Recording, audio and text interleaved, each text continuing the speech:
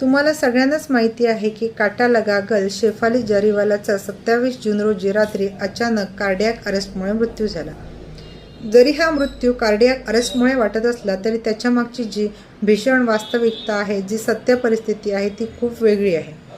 शेफाली जरीवाला ही स्वतःला फिट ठेवण्यासाठी, हेल्दी ठेवण्यासाठी स्वतःच्या शरीरावर खूप अत्याचार करत होती। शेफाली जरीवालाचा मृत्यू हे एक ज्वलंत उदाहरण आहे की आजकाल बऱ्याच स्त्रिया स्वतःला सुंदर ठेवण्यासाठी, स्वतःला जवान ठेवण्यासाठी शरीरावर खूप अत्याचार करत आहेत। जसं की वेगवेगळ्या प्रकारचे सप्लिमेंट्स घेणं, स्वतःच्या डाएटमध्ये खूप चेंजेस करणं, वेगवेगळ्या प्रकारचे इंजेक्शनचा शरीरावर मारा करणं, असे बरेच ट्रीटमेंट आजकाल लोक करत आहेत।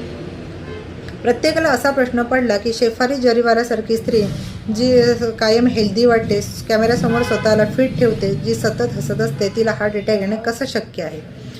तर शेफाली जरीवालाला एक डायरी लिहिण्याची सवय होती।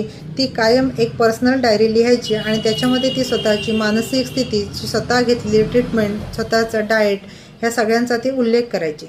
जेव्हा तिचा जो फॉरेन्सिक लॅबमधून रिपोर्ट आला, त्या लॅबमध्ये असं स्पष्ट झालं की ग्लुटाथॅन नावाचं जे एक केमिकल कंपाऊंड असतं, ज्याची मात्रा शरीरामध्ये अतिरिक्त वाढल्यामुळे, खूप प्रमाणात वाढल्यामुळे शेफाली जरीवालाचा कार्डियक अरेस्टमुळे मृत्यू झालेला आहे।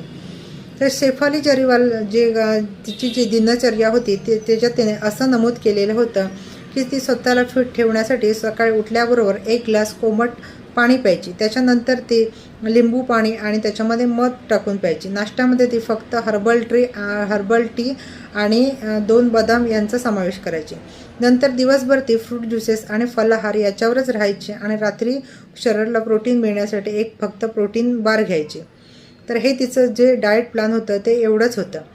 त्याचबरोबर ती काय करायची, आठवड्यातून 3 वेळा स्वतःला व्हिटॅमिन सीची इंजेक्शन्स घ्यायची, महिन्यातून 1 वेळा ग्लुटाथॅनची ड्रीप लावून घ्यायची। हा सगळा प्रयत्न होता तो म्हणजे स्वतःला जवान ठेवण्यासाठी, स्वतःला गोरं बनवण्यासाठी व कायम सुंदर ठेवण्यासाठी।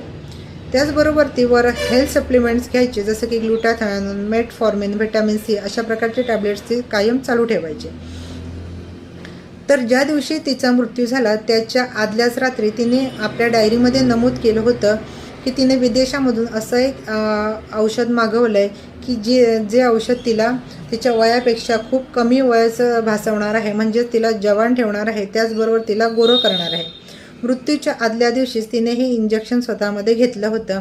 ह्या इंजेक्शनमध्ये ग्लुटाथॅनचं प्रमाण खूप मोठ्या प्रमाणावर होतं आणि हे ग्लुटाथॅन हे असा घटक आहे की ज्याचं प्रमाण शरीरामध्ये वाढलं तर त्याच्यामुळे कार्डियक अरेस्टचे चान्सेस खूप मोठ्या प्रमाणावर वाढतात।